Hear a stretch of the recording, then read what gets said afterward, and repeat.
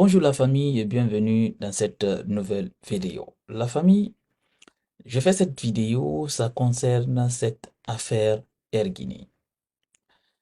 On a aujourd'hui un témoignage aussi qui nous donne un peu d'idées sur cet problème de Air Guinée dont l'ancien premier ministre Cellou Dalein Diallo est cité, mais aussi l'homme d'affaires Mamadou Sylla dit Sylla Patrona.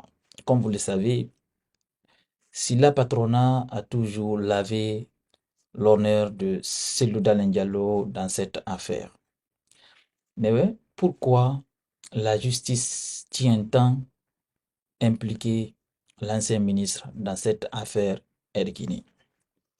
Alors la famille, je vous invite à écouter l'ancien ministre de la Justice, professeur Salifou Sylla, qui a fait une sortie chez nos confrères d'Africa Guinée qui ont réalisé une interview avec lui et il a évoqué cette affaire de Air Guinée, mais pas seulement aussi, il va parler un peu de la CRIEF. Comme vous le savez, la CRIEF est décriée ces derniers temps.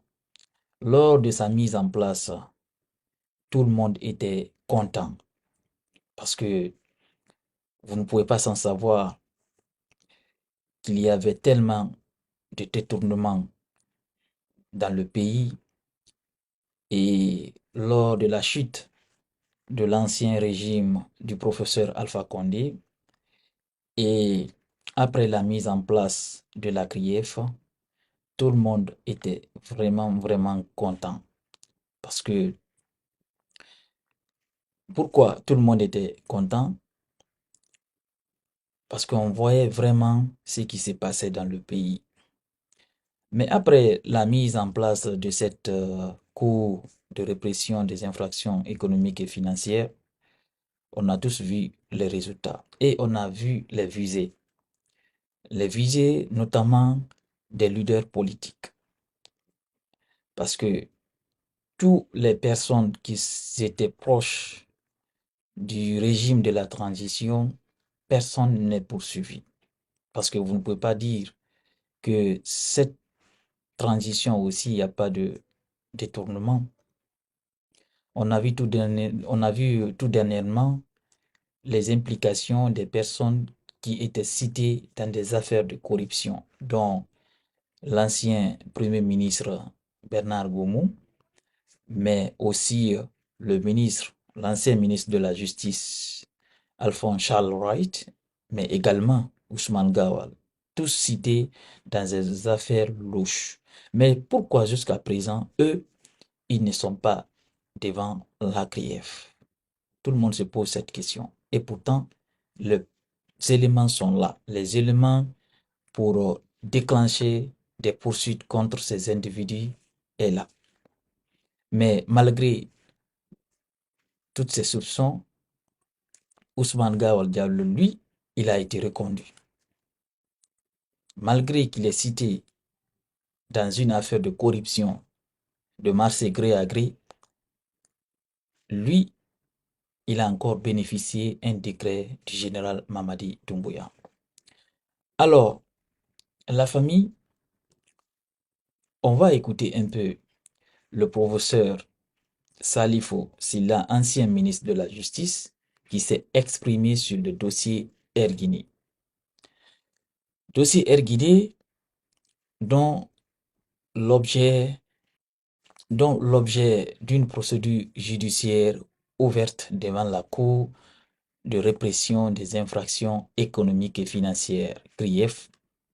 Cette affaire vieille de 20 ans, plus de 20 ans, vous le savez, est toujours pendante devant cette juridiction anticorruption mise en place par le général Mamadi Doumbouya pour réprimer les délits financiers. L'ancien facilitateur du dialogue politique interguinéen n'est fait pas dans la langue de bois. Pour lui, Cellou Dalein n'a pas vendu Air Guinée. Selon lui, Seloudalé n'a rien fait du tout, a-t-il déclaré.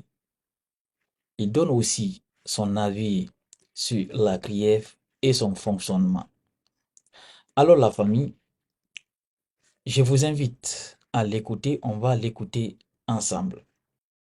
De leur arrivée au pouvoir, le CNRD a créé la Cour de répression des infractions économiques et financières. Sauf que bon nombre de citoyens aujourd'hui critiquent cette Cour. Il y a certains même qui vont jusqu'à mettre en cause sa légalité. Et étant un homme de droit, un ancien ministre de la Justice, est-ce que selon vous, le décret de création de la CRIEF avait respecté toutes les procédures du droit guinéen? Vous savez, les affaires qui sont portées devant la CRIEF auraient pu être portées devant les juridictions ordinaires. C'est-à-dire qu'on n'a pas besoin de créer une cour d'exception, parce que la CRIEF, c'est une cour d'exception qui a été créée. On dit à partir de tel montant et autres là, eh bien, vous allez devant la CRIEF. Mais cela pouvait être créé, géré par les autres tribunaux aussi. C'est-à-dire qu'il n'était pas une nécessité absolue de mettre en place cette CRIEF. Puisque la justice avait la compétence de trancher toutes les affaires de corruption et autres là. La justice pouvait trancher. Bon. Mais vous savez, dès qu'on crée une procédure exceptionnelle, parce que la CRIEF, c'est un tribunal d'exception par rapport à la justice, au tribunal ordinaire qui existe. Et on a dit, voilà, ils ont précisé quels sont les gens qui peuvent aller devant la CRIEF. N'est-ce pas? Bon. Quels sont les montants qui peuvent être concernés par la CRIEF et tout. Mais tout ça aurait pu être jugé par les tribunaux. La preuve, ce sont les mentions qui étaient dans ces tribunaux qu'on a pris, qu'on est venu mettre dans la CRIEF. Le problème est que ceux qu'on a amenés devant la CRIEF, eh bien, il y a quand même des trucs un peu politiques là-dedans. On a amené ça a l'air de donner parfois l'impression d'un règlement de compte avec ces personnes qu'on a arrêtées, qu'on juge, un jugement qui n'a pas de fin. Tout le temps, les gens sont là. Il y en a qui sont là depuis 2 ans bientôt, depuis que la CRIEF est là.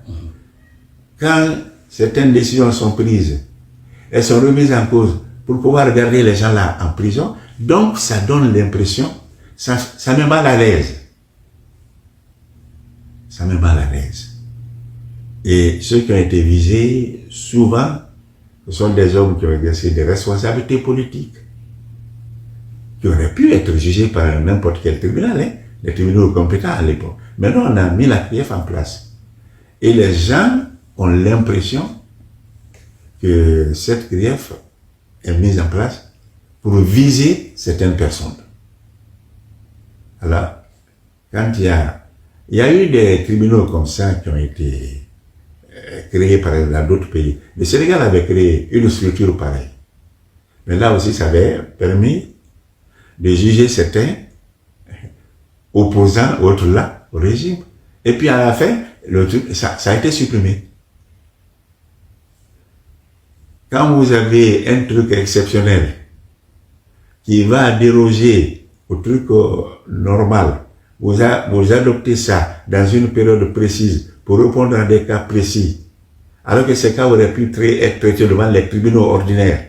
Mais vous avez pris un truc exceptionnel en croyant que cela va permettre de rendre une justice plus propre là. Ça ne me paraît pas très fondé.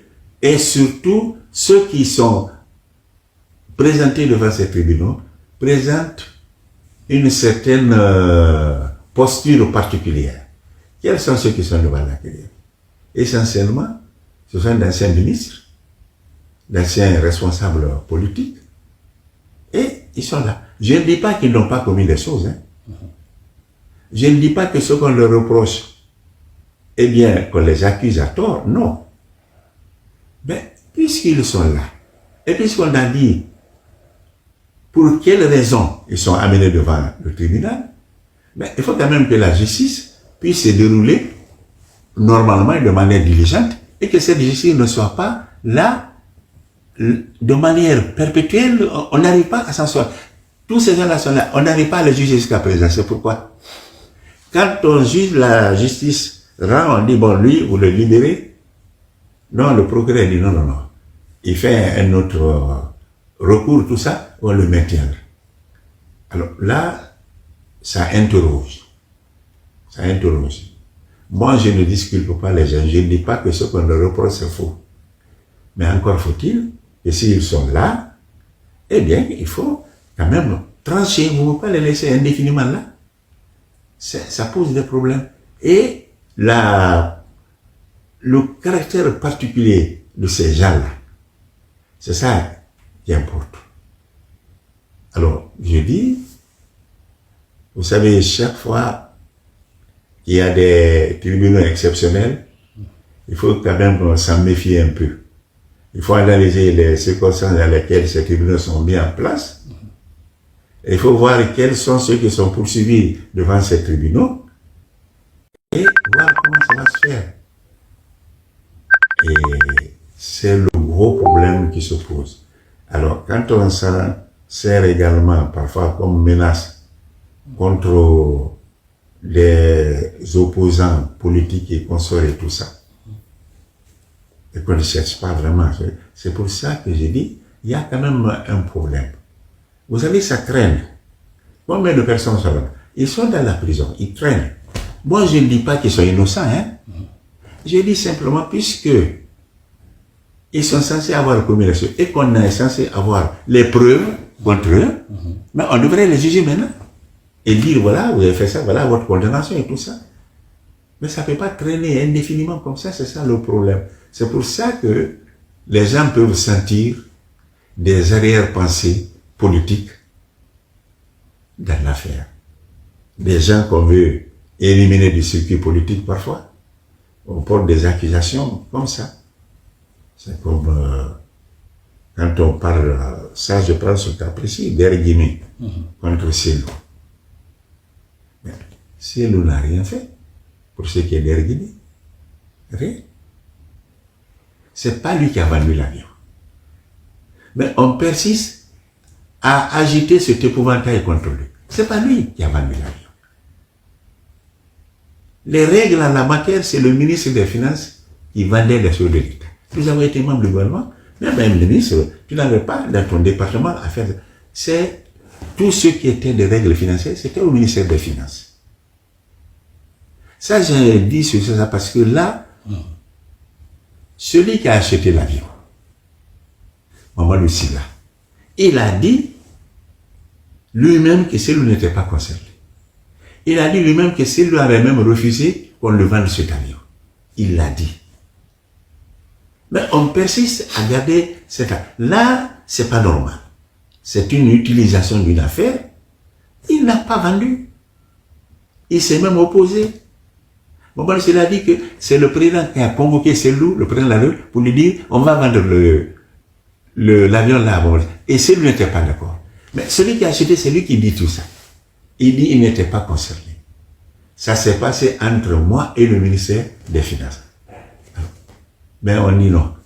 Donc, il faut trouver un argument pour faire quelque chose à ce monsieur.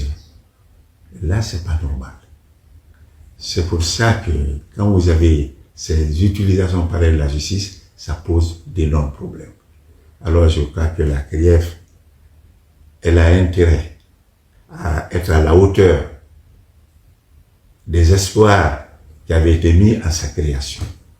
Mais je ne suis pas convaincu que jusqu'à présent, elle ait démontré sa capacité à assumer ses espoirs. Voilà, on a tous entendu l'ancien ministre, le professeur Salifou Sylla, ancien ministre de la Justice. On l'a tous écouté. En tout cas, cette affaire de Air Guinée, il y a beaucoup de questions à ce projet. Mamad Silla même qui a acheté l'avion, vous avez entendu le professeur dans la vidéo, Mamad Silla même qui a acheté l'avion. Et tout le monde avait vu l'interview, les sorties de Mamad Silla dès qu'on a déclenché cette procédure dans l'affaire Air Guinée. On a tous entendu Mamad Silla dans des radios. Comme quoi, lui, c'est pas celui d'Alain qui a vendu l'avion à l'époque. Que ce dernier m'était même opposé à la vente de Air Guinée, à lui. Que c'est le président, le feu général Lansana Conté, qui lui a vendu l'avion, qui a appelé ses loups devant des témoins. Et il a dit, on va vendre l'avion à Mamadou Silla. Ce dernier aussi a toujours dit, a toujours répété plusieurs fois que c'est pas celui qui a vendu l'avion. Et aussi, c'est pas dans la main de celui il a payé le montant qui lui a été demandé à l'époque, 5 millions de dollars, dont il a versé chez le ministre des Finances de l'époque. Alors, pourquoi le ministre des Finances et aussi la personne qui était occupée dans les affaires de, comment on appelle ça, dans les affaires de, parce qu'il y avait une structure qui s'occupait de la privatisation. Il y avait cette structure en place. Alors pourquoi ces personnes ne sont pas citées et impliquées dans l'affaire Air Guinée? Et pourtant, l'argent a été payé au ministre de la Finance. Mais ce dernier n'est pas du tout inquiété.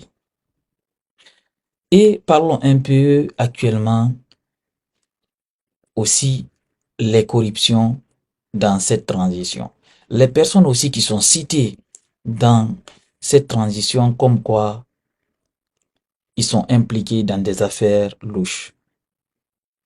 C'est le cas de Bernard Goumou dont j'ai dit à l'entame de ma vidéo, mais aussi Alphonse Charles Wright et même Ousmane Gawal qui est actuellement reconduit encore, qui a bénéficié d'un décret du général, est cité dans cette affaire de marché gré à gré. Et c'est pas des petites sommes, c'est des sommes énormes. Mais ces gens-là ne sont pas du tout inquiétés.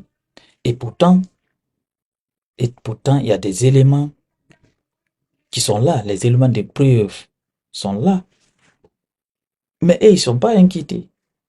C'est pour ça que la plupart des Guinéens ont commencé à douter, à vraiment douter de la sincérité de cette cour. On a vu aussi les anciens dignitaires qui sont devant cette cour. Mais jusqu'à présent, la CRIEF est incapable de présenter une preuve comme quoi ces gens-là ont volé.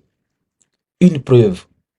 Nous montrer même une seule preuve comme quoi les gens-là ont volé. Ils n'ont pas fait. Pendant 2 ans bientôt, les gens-là se retrouvent en prison. Même si beaucoup de gens doutent quand même que ces personnes-là sont propres, mais une fois qu'on les a arrêtés, il faut que la justice nous montre une preuve comme quoi, voilà les éléments qui démontrent que les gens-là ont vraiment volé l'argent public. Ils n'ont pas. Venons dans le cas de Cabinet Silla, juste un exemple. Ces derniers, ils l'ont arrêté, incarcéré, et gelé ses comptes, même les comptes de ses sociétés. Mais la justice est incapable de nous dire que ce dernier a volé. Et tout dernièrement, il a été acquitté et demandé sa libération. Et toujours, le gars de la CRIEF, Ali Touré, s'oppose. À chaque fois, la justice ordonne la libération d'un ancien dignitaire, il fait appel. Mais, quand même, il est incapable de nous donner des preuves comme quoi, voilà pourquoi je m'oppose à leur libération. Voilà les preuves, voilà ça et ça et ça. incapables. Alors c'est pour ça, si les gens disent que cette CRIEF est là juste pour une visée politique, c'est la Cour elle-même qui a donné raison à ces gens-là qui pensent comme ça. Alors, la famille, il faut, il faut qu'on arrête, il faut qu'on arrête en Guinée dans les trucs de vengeance.